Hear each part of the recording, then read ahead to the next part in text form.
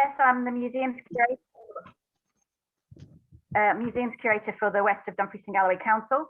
But the project that we're going to talk about, the exhibition we're going to talk about, has been a huge partnership exhibition. So there's a lot of people involved. I'm just the face of it tonight. So please remember that. Now I'm going to try and share my screen. Here we go.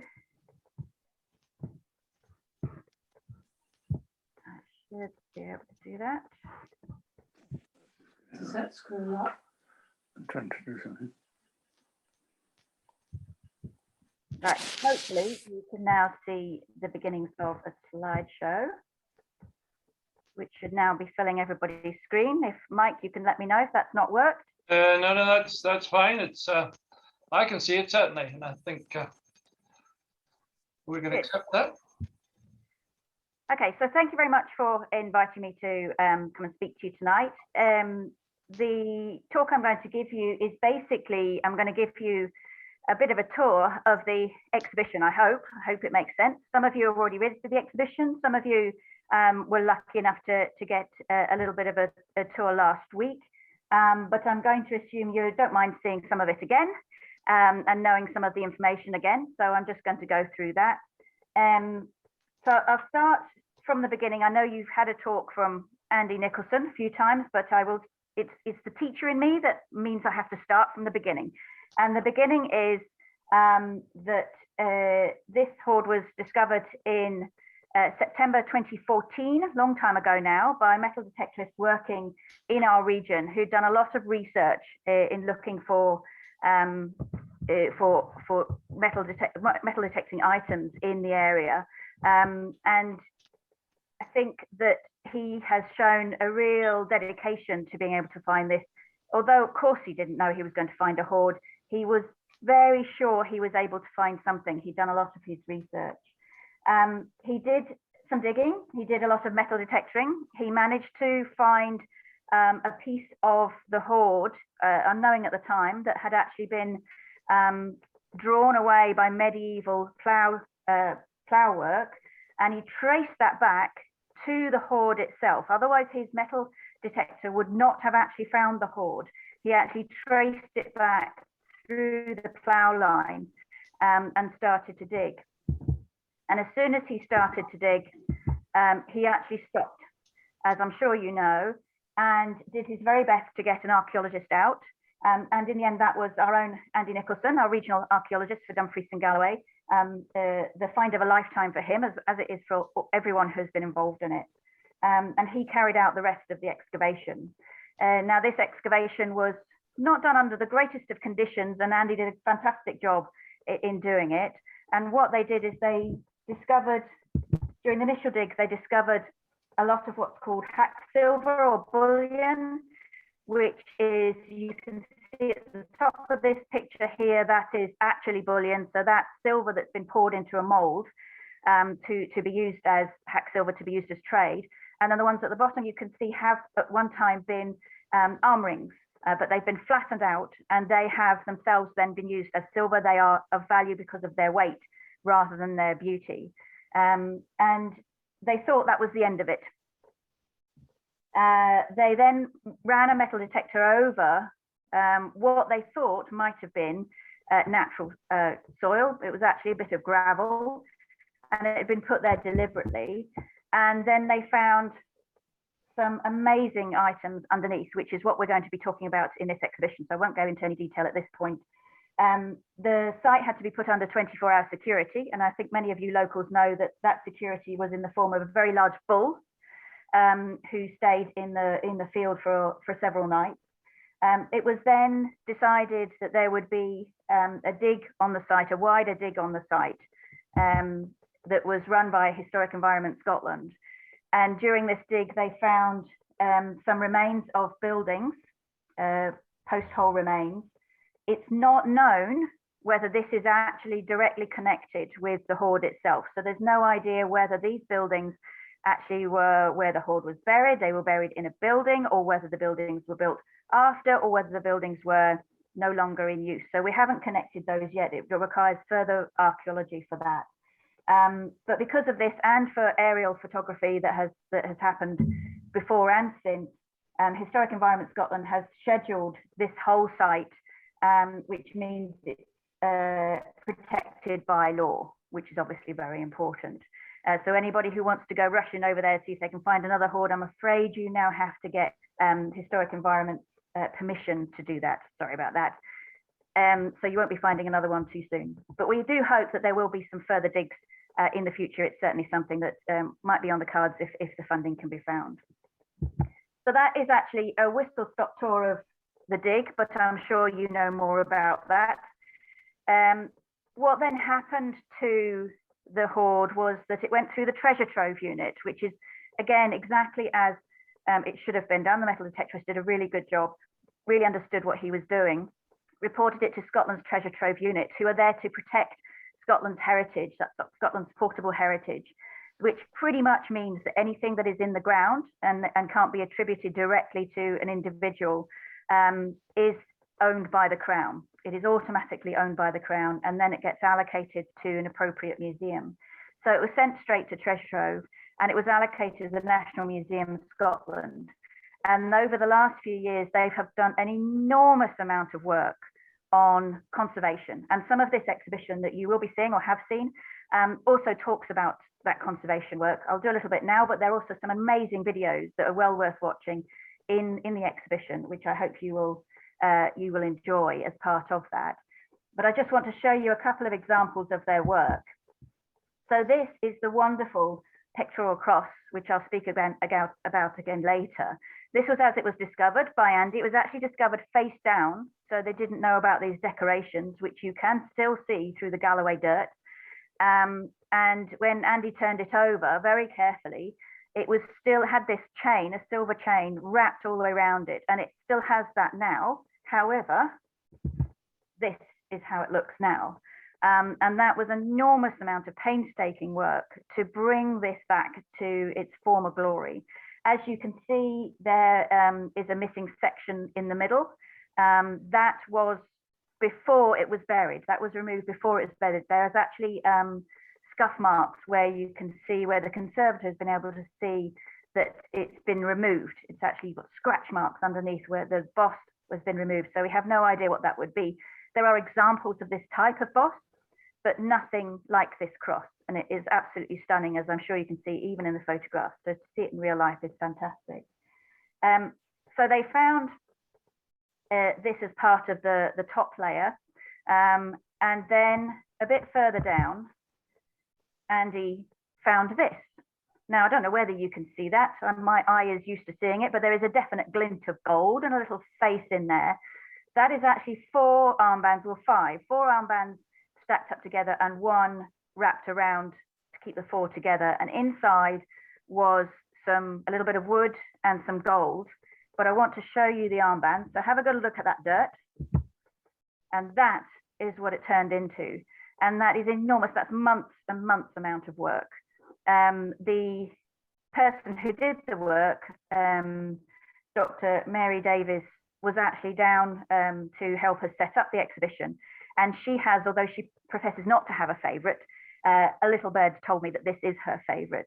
And I think it is a beautiful piece. Again, we'll talk in a little bit more detail about it later.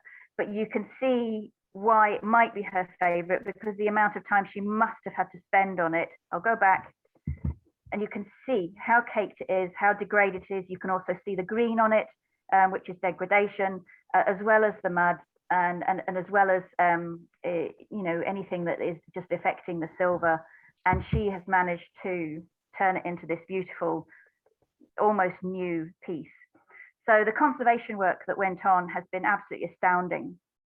There's also been a certain amount of research on it, not as much as they would like. Absolutely, it's years and years worth of research that will be going on in this after this exhibition.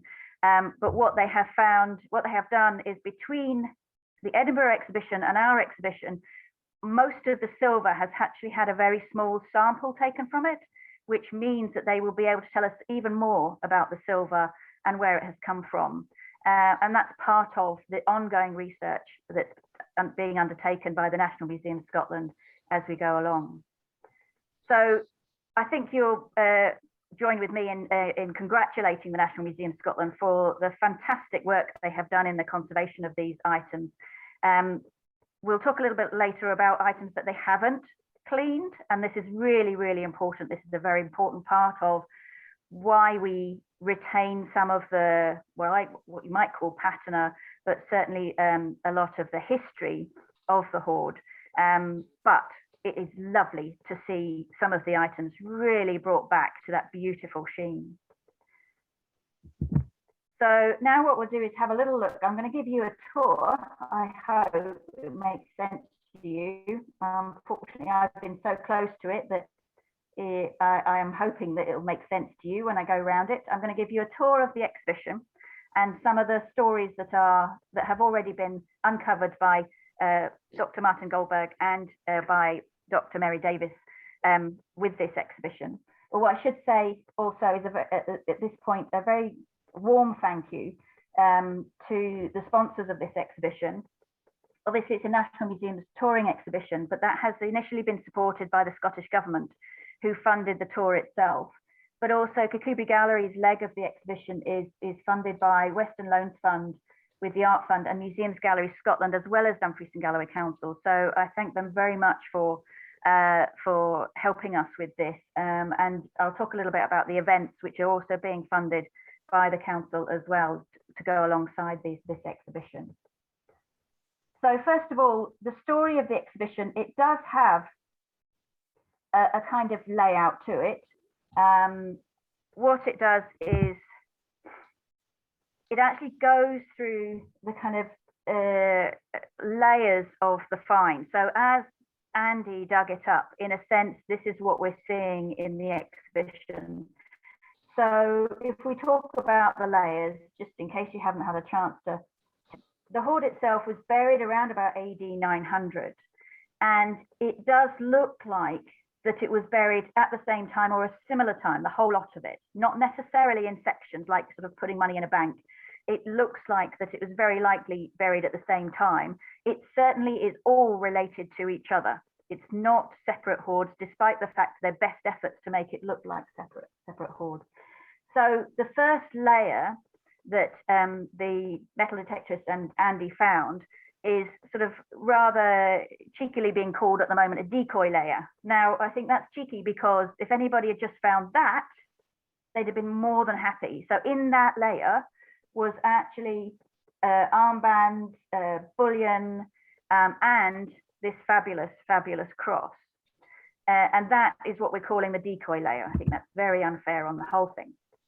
So these beautiful armbands, these are the ones in the decoy layer, believe it or not. So these are the ones that perhaps were a sense of sacrifice, perhaps in many ways the same way as Andy was about to do, is to say, oh, I found a wonderful thing here, let's move on. And so these have been possibly sacrificed for something that they consider of greater value beneath, which we'll get to soon. However, although it's technically in 2 layers, there are sort of 4 packages. So you've got this one, which includes these Hiberno-Scandinavian armbands, which actually make up the majority of the Hoard itself, and along with the pectoral cross. So that makes for one package. There's an example of the Hiberno-Scandinavian broadband arm rings. As you can see, this one is, well, we call it the fish one for obvious reasons. I don't know whether they are actually fish, but they look like it. This is pre-cleaning. It's a lovely photograph by Martin McSweeney. And I thought you might like this. This is a Viking looking at the Galloway Hoard, which we watched very closely. This was last weekend when we had the events over the weekend. And these were all kind of batched together along with the cross. They were certainly of high value. They are weighed silver bullion, which would have been of significant value. However, I think you'll find as we get further around the exhibition, you can see how personal the value of the later items would be. They're much more personal than these items. But I just want to have a little word about the pectoral cross. This is a stunning piece, absolutely stunning. Looks just as good in real life as it does in these close-up photographs. It's an extremely unusual object. Christian objects like this were not really that common in Viking Age hoards. And this is a particularly striking one. What it has is on its forearms, it has representations of the authors of the four Gospels. They all have a kind of emblem with them, but they all also, if you can just see, I think you can see it on the top one more clearly in this picture, they're holding a book. So that each one is holding the book. We're assuming the Gospel that they wrote. As I said earlier, it would have had a central boss, maybe an image of Christ, maybe it was just a glass kind of representation. We've no idea. There are examples, and I'm sure there will be lots of research on that. It is beautifully picked out in niello, which is a kind of black silver sulfide paste. That's the black item. And then obviously there's gold in there as well, which shone through even the Galloway dirt that we saw earlier. What I particularly like about the cross is yes, it is beautiful, absolutely stunning, don't get me wrong. But what I like is the chain. And the chain has survived wonderfully. And what is amazing about this chain is actually it is a beautiful silver coil, beautifully done, really intricately done, very carefully done, wrapped around an animal gut, which really should not have survived. But like with a lot of the Galloway hoard, there are amazing things that have survived that really should not. And this is one of them. And so as you see the chain wrapped around, it was not undone by the conservator. She didn't remove it. She cleaned it as it currently is. Now there's a bit of movement on it, we admit, but she was really, really careful about how she cleaned this. And I think that the story, not just of the cross, but also of the care that's been taken in looking after this cross, is absolutely amazing. And there are some beautiful close-up photographs in the exhibition that you can see the life of the cross, the wear and tear on it, of its original life before it was buried. And I think what's important to point out, that a lot of people point out, is that this hoard was actually buried on church land. So although there's a kind of idea that this is marauding Vikings stealing from Christians, that may not necessarily be so. It may be that these are actually items that were being saved or being looked after, in inverted commas, by the church because they were on church land, a sanctuary of sorts being on church land. So I think there's a really, really interesting story behind this. We will never know the full details, but hopefully some research will let us know perhaps where the silver has come from, perhaps a little bit more about the decoration and things like that, and perhaps we'll have some idea of who could have originally owned it. So I think that these items in the top layer, as I said, it's a bit cruel to call them the decoy because they're totally amazing. But when we get to the next layer, you can kind of understand why that's come about, because what we find in the next layer after this gravel that in itself was a decoy, what we find is more than twice the number of armbands of bullion and hack silver, and which, as I say, makes up quite a lot of the hoard itself, and some really, really high value ones, some really weighty ones. You can't tell from this photograph, but if you look at the front right, at the item that is actually on a stand right at the front, but on the right of the picture as you look at it, that's a very thick, very weighty armband, extremely high value, and it's already a piece of hack silver, so it's already out of fashion and is available for as money, as spending, as being able to trade with it. What's also interesting about these particular armbands is that they seem to have ownership, and those owners seem to be, and I'm saying seem to be because there's a lot of research still to be done, 4 different people, and they have Anglo-Saxon runes, not Viking runes, Anglo-Saxon runes of shortened names. So these aren't full names, so we can't tell exactly who they are. For example, one of them is runes for Ed. Now, obviously, Ed could be short for all sorts of names in Anglo-Saxon Britain. But what we do know is that Ed seems to have a armband that has a particular way of being folded. and there's some other armbands in this group of armbands that are folded in exactly the same way. And there are 4 different ways of folding the armbands. So Dr. Goldberg has come up with a theory that these are actually 4 different people who own these 4 sets of armbands. This set of bullion belongs to these 4 different people. Whether that means the whole hoard, as yet we don't know, but certainly it looks this way with these armbands.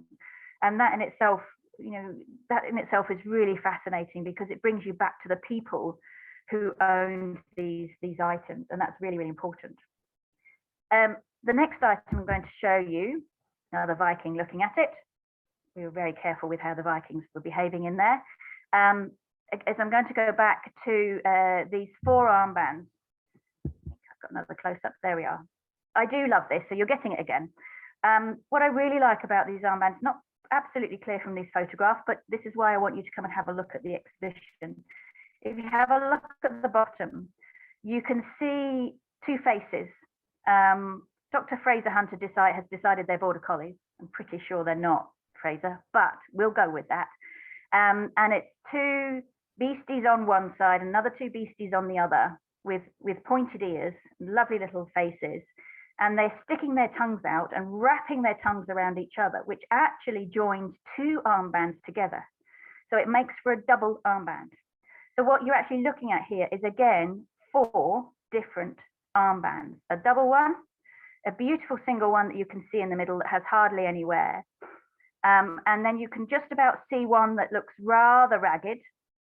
And then a final one, which again has a lot of wear on it, but is perhaps a little bit more weighty. So again, is this the 4 people that owned the bullion having this kind of contract that's bound together, got 4 armbands and then one very simple armband binding them all together? Is this some sort of contract? This is what Dr. Martin Goldberg believes. And this is a really, really, again, really, really interesting element of the exhibition, is the what ifs. It's very much what if in this exhibition. So in 10 years' time, somebody will probably listen to this talk and think that we're a bunch of idiots because we got it all wrong. But we don't mind. Supposition is part of archaeology, and that's part of learning. And we're really excited about being part of that here in Kirkcudbright. So inside these armbands was a piece of wood, a gold ingot, and a lovely gold, what probably would have been an armband, but a very narrow one, all bunched up. And this, I'm sure you have all seen this everywhere. And this is well, we're calling it a gold pin, but in actual fact, it's probably not a pin. We're not absolutely sure, but it's very likely it could even be a pointer, like an easel that you use so you don't put your fingers on illuminated text, so you can point illuminated text without smudging or creasing or dirtying beautiful books. Now, there's a lot of speculation, which I'm sure you've all heard, about what kind of bird this is.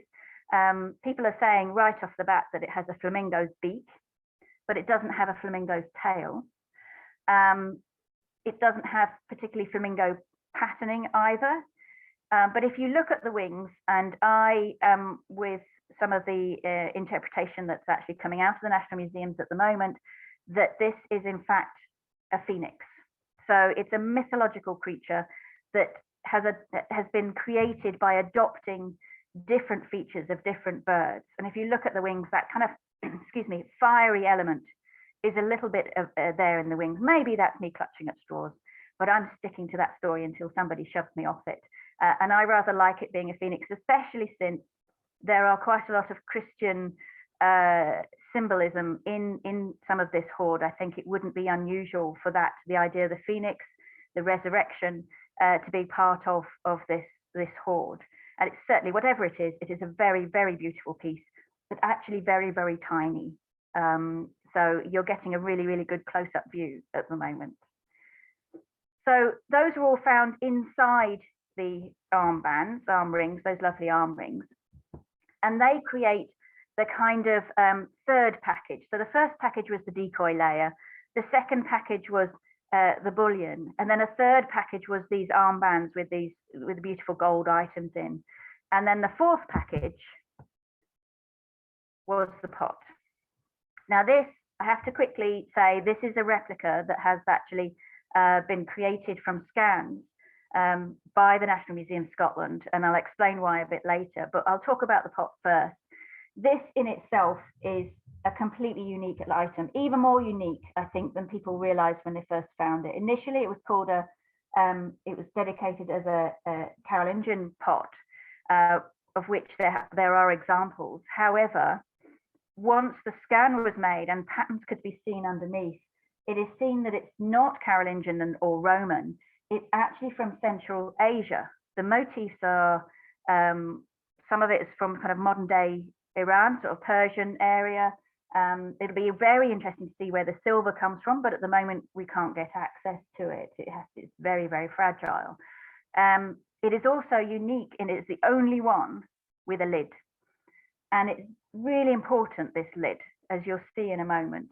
But I've just got a lovely photograph here of, this is Dr. Adrian Maldonado, who very kindly came down last week to do a few talks, sort of introductions for us and to educate our staff so they know a little bit about the exhibition. And he's holding the replica here. And this replica was created it's a 3D printer. So it's not the weight of the silver, but it was done by, just from X-rays. It was done by trial and error. We've got a couple of the ones that not quite failed, but didn't quite achieve the aim, and done by an artist who then deepened the carvings into the 3D print, and then painted over the top to give the impression that we can see through the X-rays. And this is as close as we're going to get to the pot just yet. The reason being, again, I'll discuss a little bit later, but the reason being, I think you're perfectly well aware, you can see the photograph behind Adrian here of the fabric that is on the outside of the pot. And it really, really needs a lot of care and a lot of thought on how to deal with that, which we're not quite ready for yet. So for now, we have this replica for you to see in the exhibition. It is actual size, and you're going to be completely shocked at how much stuff was actually put inside that pot. There's the original. Lovely photograph by, again, Martin McSweeney, of Andy having just retrieved the pot. It was buried upside down, so luckily Andy was very careful in lifting it out. There was a bit of movement inside, but not much. But as you can see, it is literally full to the brim. Don't like that term normally, but I think that in this time, it's absolutely true. And you can also see the residual amounts of fabric that were on there. You can also, if you can see a kind of muddy debris on the top, that some of that would also be fabric, because a lot of the items in the pot were individually wrapped, but the fabric has degraded inside. So the rest of the exhibition, we're only halfway around the exhibition, but the rest of the exhibition is actually what's inside the pot. I'm going to give you a little peek into there as well. So the first lot, if you have a look at that photograph, what you can actually see on the top there are some beads. Hopefully in the next photograph, yeah, is the beads. Beautifully cleaned up. And these in themselves would have some value, but not significant value. The one at the top is not actually a bead. That one is a rattlestain, which is actually a natural formation of flint, where the flint is formed around a weaker, softer rock. Water has got in, taken away the softer rock, and inside is a piece of rock that when you shake that stone, it rattles. So it's a natural phenomenon that has actually been saved within this very precious pot. So somebody considered this a valuable piece, not value money, but a valuable piece to them. And I think that's what's really, really important about this pot, is to remember that what's been put into this pot is of personal value. They're definitely of personal value. So you have some lovely beads. They may have been, some of them are quite big. They may have been sword beads, so hanging off the hilt of a sword. They may have been decorative necklace beads. You've got the one at the very bottom or front, as you like to look at it. That's from Ireland. That's an Irish bead. So that also shows a lot of movement for this hoard. And they're beautiful pieces in themselves. Then we also have all of these. Most of these were individually wrapped. We have some brooches. These are silver, and what you can see is these are technically pairs, but your eye isn't deceiving you. They do look different. I promise you it's not just the photograph, and actually this is my photograph, so it could be odd, but it's not. Both of them have a good version and a not so good version. I won't say bad version because there's nothing wrong with them in our eyes, but you can see there's a possibility that one was the master and one was the apprentice. Maybe one was a practice and one was the final piece, but they are pairs. You can see the designs are the same. You see the horse's head on one of them. Then they're also, that's the lovely horse's head, one of my favorites for those of you who know me for obvious reasons. They're also these wonderful pair, again, not exactly the same. One is they denote sight and hearing, and this one seems to be everybody's favorite, which is hearing. So you've got two fellas playing some sort of trumpet or horn, and two fellas with their ears ringing because of the noise, and they do look rather shocked as well.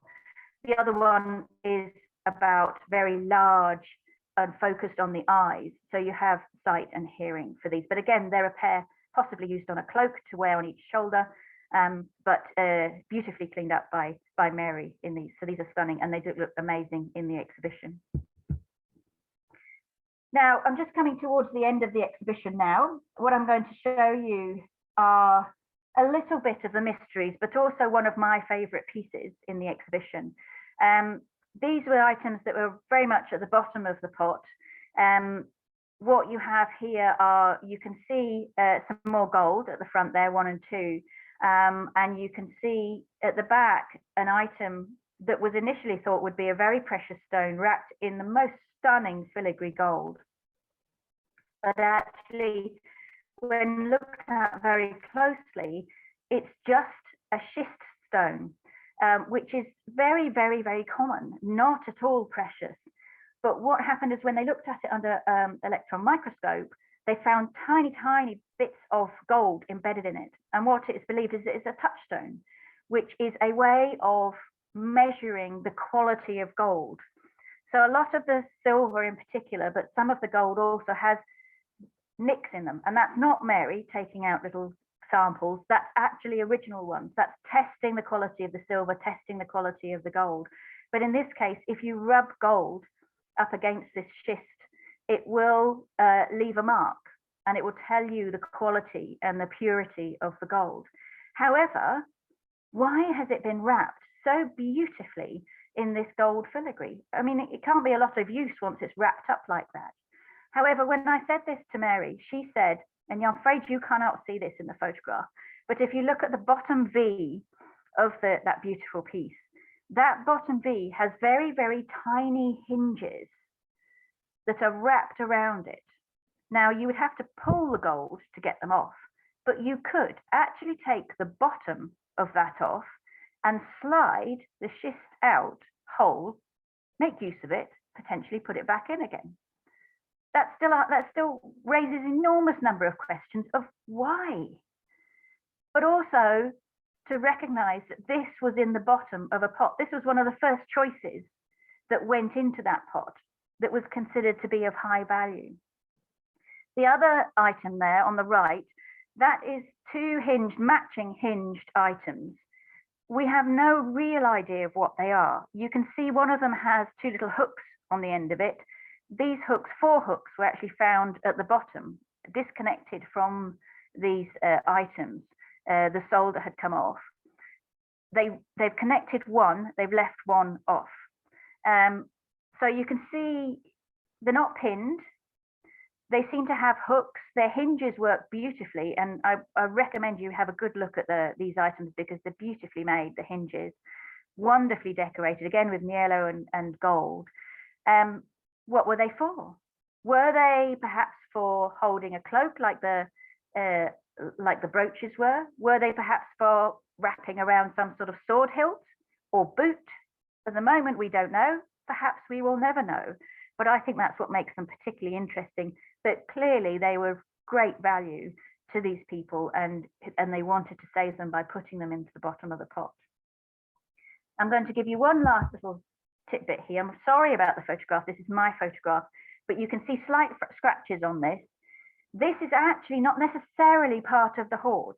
This was found in that secondary dig that I told you about that Historic Environment Scotland did, so found slightly further away from the Hoard, it does seem to be connected. But what's really interesting about this is that it has a full name on it in Anglo-Saxon runes, and the name is Egbert.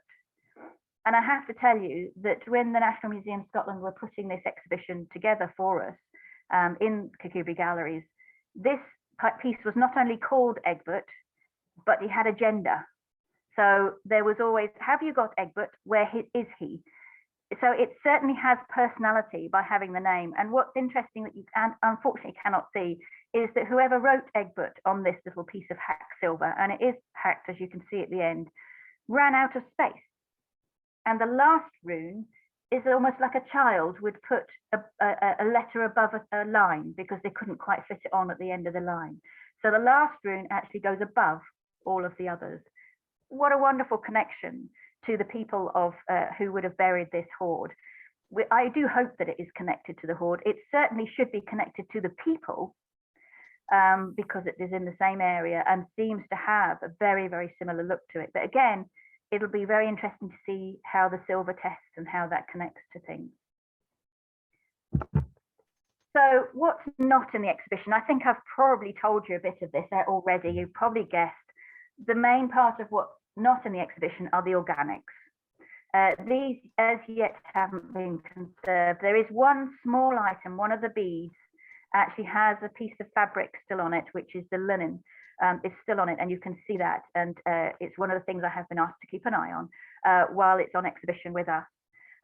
But the reason that this beautiful pot hasn't been able to come is that it has not yet been unwrapped, because there must be a plan for dealing with this fabric that is wrapping around it. There's several layers of fabric here. The wool itself has already had a short test on it, and it's been found to be at least 100 years older than the burial. So the burial was 900 AD. It's at least 800 AD. So somebody carried this bag around. It was in itself, the fabric, the actual bag was of value to these people. So this is still wrapped and refrigerated, as are several items of gold that were wrapped very tightly in silk and linen, and items that have quite a significant amount of fabric attached to them. So there are one or two items that haven't travelled and were not on display at the National Museum. One item that couldn't travel was also the dirt balls, which I'm sure some of you have heard about. There's a lovely piece on it in the exhibition. There were two dirt balls, again, found in this pot, and they are exactly as I am describing them. They are balls of dirt. But the dirt seems to have been mixed with some sort of gold dust.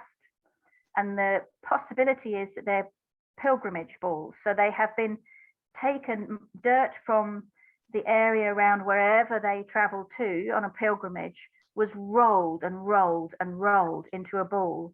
And part of that was also perhaps flecks of gold that came off whatever the effigy was that they went to visit during the pilgrimage.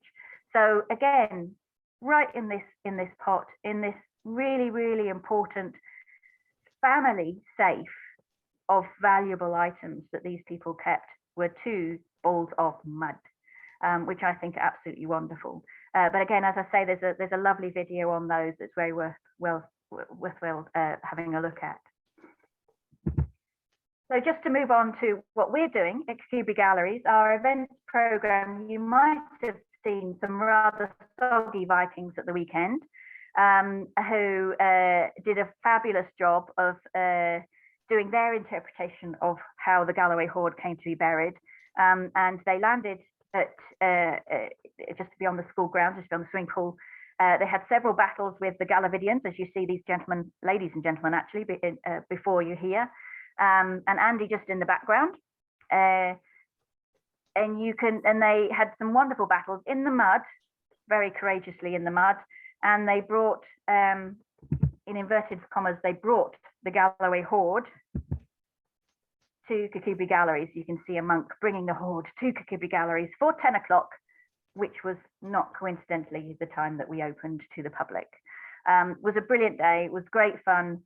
all sorts of fun things happened. The Hoard is a very cheeky thing and brings things upon us, but we certainly appreciate that it has come here and is entertaining us with all the kind of, I'm sure you've heard of the things that happened over the weekend, but it was a very successful weekend, a large amount of visitors, and still is receiving a lot of visitors at the moment, pretty much booked up as far as the bookings are concerned. This was the Vikings that came to visit, 37 of them, as a reward for giving us the Viking village over Saturday. I let them in Sunday when we were closed so they could have a look round, and they were certainly very, very appreciative and thoroughly enjoyed the exhibition, genuinely enjoyed the exhibition. As you can see in the right hand corner, that's Andy educating the Vikings on the Anglo-Saxon and Viking hoard that we see in the Kirkcudbright galleries. As part of what Kirkcudbright Galleries is doing, we're offering school visits every Monday, because we're closed on a Monday, so we're offering school visits every Monday during the term time until March. We also have handling collections, which are provided by the National Museum Scotland. A version of this as that is here, and in it is the gold pin, as you can see, one of the brooches, one of the armbands, and some beads that are in the fabric. That's a lovely linen, which we specifically requested so that we could talk about fabrics as part of the handling collection. And in the plastic box, not very original plastic box, are versions of the dirt balls, which make for very good discussions with children. We're also, there's Galloway Glens have created a pop-up exhibition about the discovery of the Hoard, which has been travelling around and will be available for schools and other areas after November. We'll be doing adult workshops as we used to do, mostly craft workshops, silver work and things like that. There will be a series of online talks in late February, such as Dr. Martin Goldberg and all sorts of other people who are going to input onto the continuing research of the Galloway Hoard. We intend to do some guided tours for small groups from about March next year, a makers fair in April, which will be a kind of restart of the exhibition because it is running quite such a long way, and the farewell of the Hoard. I haven't decided what we're going to do there. I'm intending to do something quite spectacular to hand over to Aberdeen. Now, in the long term, the exhibition will go to Aberdeen the next summer, and then it will go back to the National Museums, who have grant aid for doing a great deal more research on it, and that will last until at least 2024. After that, we will have a look at their commitment to give a 20-year loan of an element of it for display in Kirkcudbright Galleries. But we don't have a date for that yet, and I don't think we're in a hurry. We've got to enjoy this exhibition first.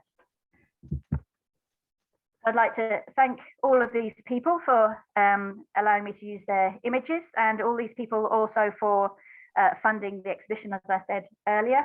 And I'd like to thank you also for listening to me drone on about this exhibition that has swallowed our lives for, well, months and certainly years as we've gone along, but we're so happy to have it here. And I really hope you get a chance to see it. Thank you very much.